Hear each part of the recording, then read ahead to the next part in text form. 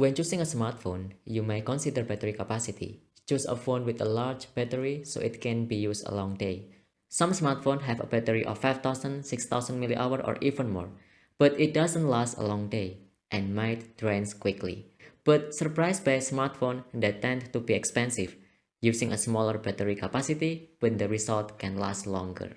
This podcast will discuss four primary hardware devices that cost battery saving on smartphones, so can be considered and not make the wrong choice if you want to buy. What's up, my name is Fatan Nasari from Tresnology, and on this channel we do tech reviews, news and tips and spread new insight through video and podcast. So if you like, consider subscribing.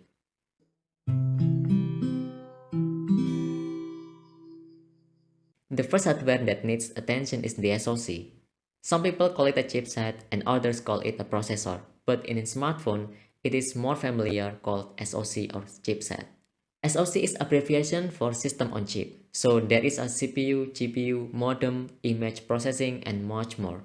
In essence, the SoC acts as a brain in the smartphone. For example, when playing games, need the role of the GPU because it processes graphics. Likewise, opening applications smoothly depends on the CPU. And when you want to open many applications and multitask, you need a large amount of RAM. Another example is when the smartphone connects to a 5G network. It requires a modem. So all the components are packed into one place into a chip. So it can be said that the SoC on the smartphone does all the commands from the user.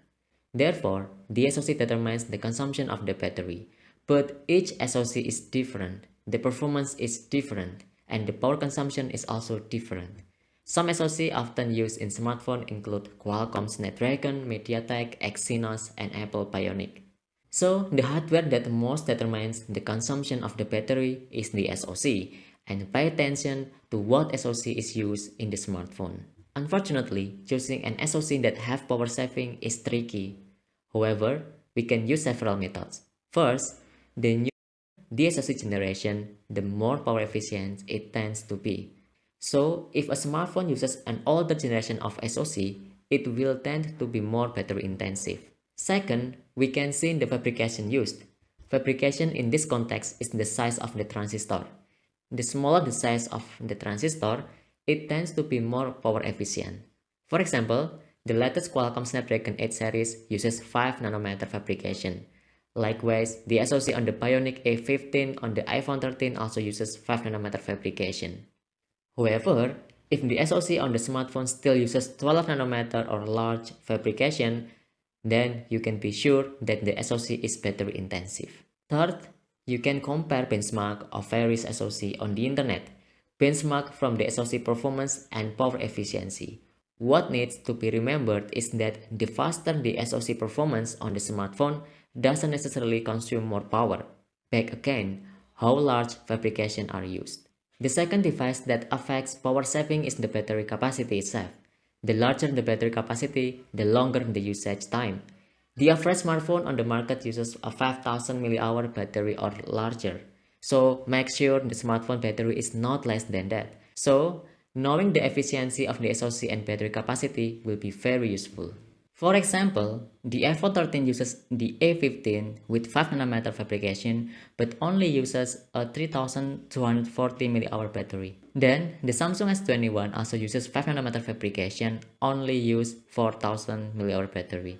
In contrast, when we see mid-range smartphone like the latest Samsung M series, the average uses a 5000 mAh battery because it uses 6 nanometer or 7 nanometer fabrication. At least for a 5000 mAh battery, it's best to use an SoC with 10 nanometer, 7 nanometer or smaller fabrication. And if in the latest generation of SoC, it is only natural to use smaller battery capacity because it saves power.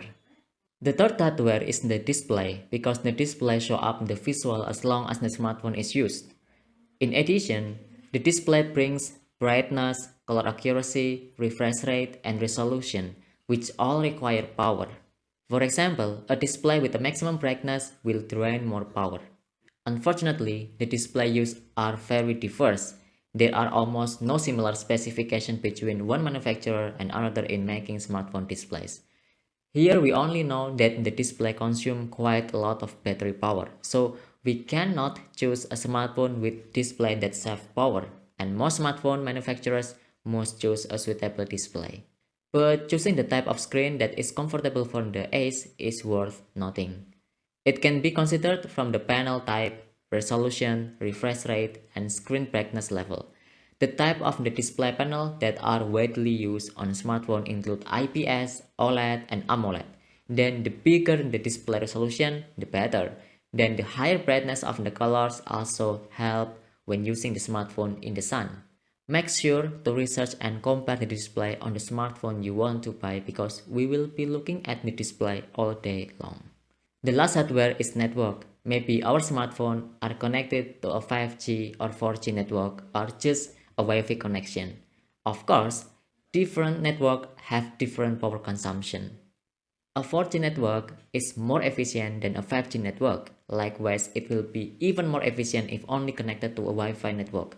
So the use of the network will be pretty influential in battery consumption. If you feel using 4G is enough, move it to 4G via network settings. What needs to be remembered, usually smartphones that already support 5G uses a new generation of SoCs.